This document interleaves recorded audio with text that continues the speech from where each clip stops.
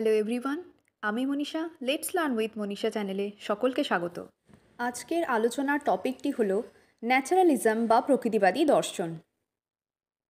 তো বন্ধুরা, ন্যাচারালিজম বা প্রকৃতিবাদী দর্শন থেকে তোমাদের যেগুলো জানতে হবে সেগুলো হলো meaning of naturalism, fundamentals of naturalism, aims or principal of naturalism, types of naturalism, methods of teaching, curriculum of naturalism, school of naturalism, role of teacher, discipline, chief exponent of naturalism. Meaning of naturalism. Naturalism is a philosophy which considers nature about everything. According to it, nature is the creator and cause of this universe. অর্থাৎ প্রকৃতিবাদী দর্শন অনুযায়ী nature বা প্রকৃতিই হচ্ছে কি সব কিছু। অর্থাৎ ইন্দ্রিয়গ্রাহ্য যা কিছু আমরা প্রত্যক্ষ করছি, যা কিছু আমরা চোখের সামনে দেখতে পাচ্ছি, সেটাই হচ্ছে কি বাস্তব, এবং ইন্দ্রিয়গ্রাহ্য বস্তু জগতের বাইরে কোনো কিছুর অস্তিত্ব নেই। ঠিক আছে, এই সম্বন্ধে রাস্ক কি বলেছেন? Naturalism is a philosophical position adopted by those who approach philosophy from purely scientific point of view. ঠিক আছে, আবার কি বলেছে দেখো, the naturalist thought has its essence in the statement everything comes from nature and returns to nature. কি সমস্ত কিছু কি হয়, নেচার থেকেই আসে এবং আবার কি প্রকৃতিতেই ফিরে যায়। Naturalist doesn't believe the existence of God and the permanence of soul. কি বলছে যে প্রকৃতিবাদী দার্শনিকরা ভগবান এবং কি আত্মার অস্তিত্ব সম্পর্কে বিশ্বাসী নয়। এবার জানবো fundamentals of naturalism. The universe is a natural creation. অর্থাৎ ইউনিভার্স কি প্রকৃতিরই সৃষ্টি। Only the material world is true and there is nothing beyond it. ঠিক আছে, তারপরেরটা কি বলছে দেখো, naturalist do not believe in the concept of God, rebirth and immortality of the soul. অর্থাৎ কি বলেছে এখানে, গড, রিবার্থ এবং ইমর্টালিটি অফ দ্য সোল। এখানে কি বলছে, ভগবান, তারপর হচ্ছে জন্মান্তর এবং আত্মা যে অমর, এটাতে বিশ্বাসী নয়। তারপরেরটা কি বলেছে দেখো, living in the lap of nature for happy living. ঠিক আছে, প্রকৃতির মধ্যেই কি রয়েছে, সুখ রয়েছে, বা প্রকৃতিতেই সুখে স্বাচ্ছন্দ্যে বসবাস করবে।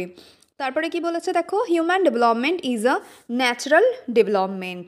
তারপরে এটা কি বলেছে, man is the supreme creature of the nature. ঠিক আছে, এরপর জানবো aims or principal of education. কি বলছে দেখো, এখানে প্রথমে বলছে যে প্রকৃতির নিয়মকে মেনে চলা।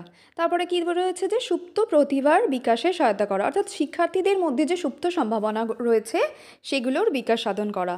তারপরে একটা দেখো মেন এখানে বলছে ন্যাচারালিস্টদের মতে যে কি বলছে, শিক্ষার প্রধান লক্ষ্য হবে শিক্ষার্থীর মধ্যে কি আত্মসংরক্ষণ, অর্থাৎ সেলফ প্রিজার্ভেশন এবং আত্মপ্রকাশে সহায়তা করা, অর্থাৎ কি বলছে সেলফ এক্সপ্রেশনে সহায়তা করা। আবার কি দেখো কি রয়েছে, নিজের জীবনের পরিপূর্ণতা আনাই হচ্ছে প্রত্যেক মানুষের জীবনের উদ্দেশ্য, আর সেটি হবে কি শিক্ষার প্রধান লক্ষ্য। আবার কি বলেছে দেখো, ব্যক্তি স্বাতন্ত্র্যের বিকাশ সাধন। এছাড়াও যে দুটো বিষয় তোমাদের জানতে হবে সেটা হচ্ছে কি, to develop the power and ability for struggle for life. ঠিক আছে, ডারউইনের যে তত্ত্ব, আমরা জীবন সংগ্রামে টিকে থাকার যে তত্ত্ব, সেটার সম্পর্কে তিনি দুটো কি থিওরি দিয়েছিলেন, দুটো ল দিয়েছিলেন। সেগুলো কি কি, struggle for existence and survival of the fittest. ঠিক আছে, এই যে বিষয়টা, ডারউইনের যে তত্ত্বটা, ঠিক আছে, ডারউইনের যে ইভ্যালুয়েশন থিওরি রয়েছে সেটা সম্পর্কে কি ন্যাচারালিস্টটা কী করেছে, সমর্থন করেছেন। ঠিক আছে, তারপরে এটা কি বলেছে দেখো, enable man to adjust in his environment. তারপরে এটা বলেছে কি দেখো, real education helps an individual two adopt according to his nature to make his life. ঠিক আছে, এখানে তিন ধরনের ন্যাচারালিজম রয়েছে। কি কি, একটা হচ্ছে কি ফিজিক্যাল ন্যাচারালিজম অর মেটেরিয়ালিজম, তারপরে এটা রয়েছে কি মেকানিক্যাল ন্যাচারালিজম, আর তিন নম্বরটা রয়েছে কি biological naturalism. Physical naturalism or materialism কি, যে সমস্ত প্রকৃতিবাদী দার্শনিক জড় প্রকৃতির উপর গুরুত্ব আরোপ করেন সেই সমস্ত প্রকৃতিবাদী দার্শনিকদেরকেই কি বলা হয়, ফিজিক্যাল ন্যাচারালিজম অর মেটেরিয়ালিজম।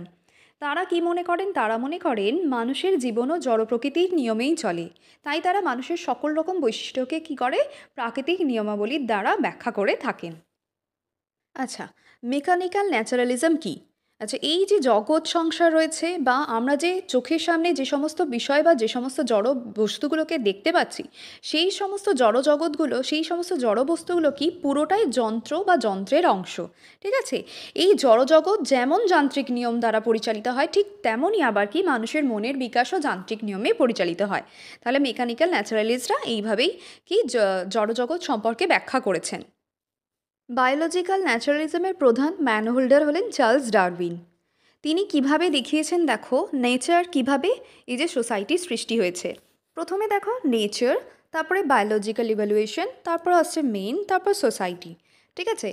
আচ্ছা, এখানে কি বলতে চেয়েছে যে মানুষ হলো সমাজবদ্ধ জীব এবং সে কি মানুষ কি হয় প্রাকৃতিক নিয়মে আবদ্ধ আর পাঁচটা প্রাণীর মতোই মানুষও হচ্ছে কি জীব। ঠিক আছে?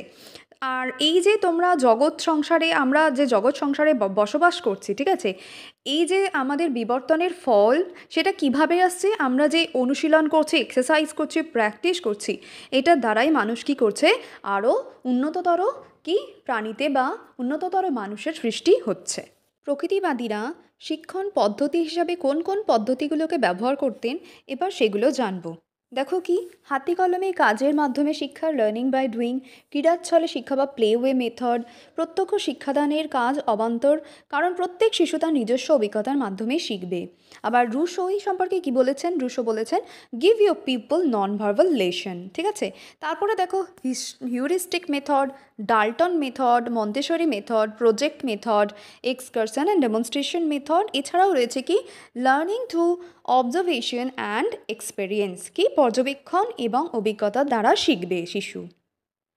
প্রকৃতিবাদী দার্শনিকরা কারিকুলাম বা পাঠ্যক্রমে কোন কোন বিষয়গুলো রেখেছেন সেগুলো এবার জানব। কি দেখো প্রথাগত পাঠ্যক্রমের মধ্যে কি কি রাখবেন, প্রকৃতি পরিচয় বা নেচার স্টাডি, কৃষিবিজ্ঞান বা এগ্রিকালচার, উদ্যানবিদ্যা বা গার্ডেনিং, এই সমস্ত বিষয়গুলো রাখার কথা বলা হয়েছে।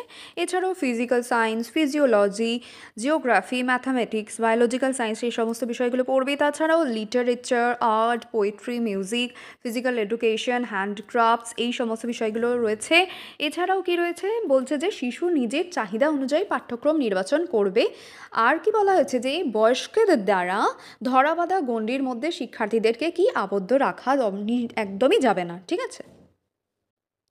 এবার জানবো স্কুল অফ ন্যাচারালিজম। প্রকৃতিবাদী দার্শনিকরা মনে করেন শিক্ষা প্রতিষ্ঠান হবে কি উন্মুক্ত প্রাকৃতিক পরিবেশে, যেখানে শিক্ষার্থীরা তাদের সক্রিয়তার সঙ্গে শিখতে পারবে। ঠিক আছে? এই সম্বন্ধে দেখো রবীন্দ্রনাথ ঠাকুর একটা কি করেছিলেন, শান্তিনিকেতনে আশ্রম প্রতিষ্ঠা করেছিলেন এবং তিনি বলেছিলেন যে আমার আশা ছিল যে শান্তিনিকেতনের গাছপালা পাখি এদের শিক্ষা দেবে। দেখো এখানে একটা ছবি রয়েছে, খুব সুন্দর গাছতলায় কি একজন টিচার কি শিক্ষার্থীরা জড়ো হয়ে সেই টিচারের কাছে বা শিক্ষিকার কাছে কি পড়াশোনা করছে। প্রকৃতিবাদী দার্শনিকদের মতে শিক্ষক এবং শিক্ষার্থীর ভূমিকা কীরূপ হবে।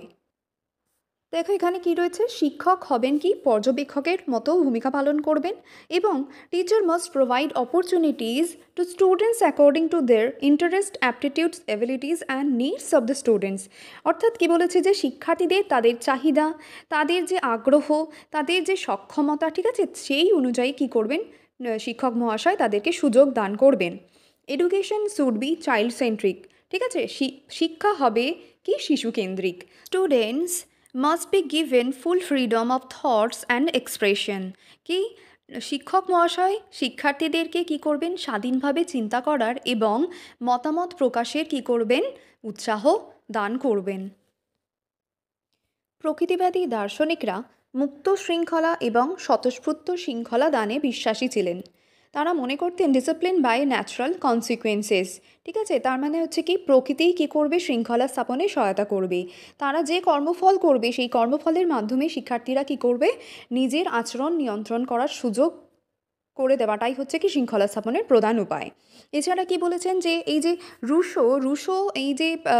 রুশো শৃঙ্খলা সম্পর্কে বলেছেন discipline should always come by the natural consequences of children's fault.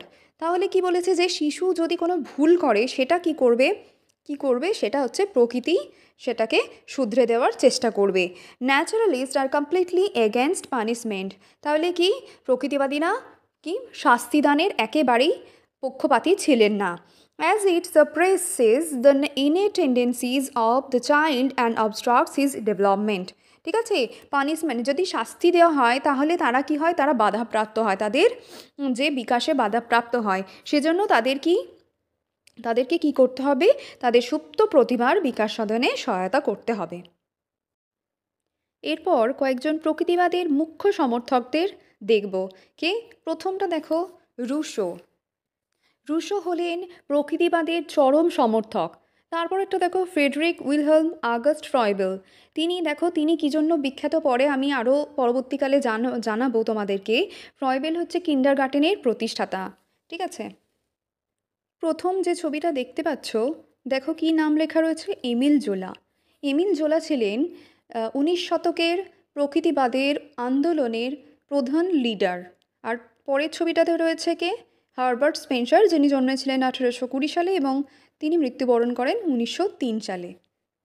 Chief exponent of ন্যাচারালিজমের মধ্যে ভারতীয় সমর্থক যিনি ছিলেন তিনি হলেন রবীন্দ্রনাথ ঠাকুর, যিনি জন্মগ্রহণ করেছিলেন 1861 সালে এবং তিনি মৃত্যুবরণ করেছিলেন 1941 সালে।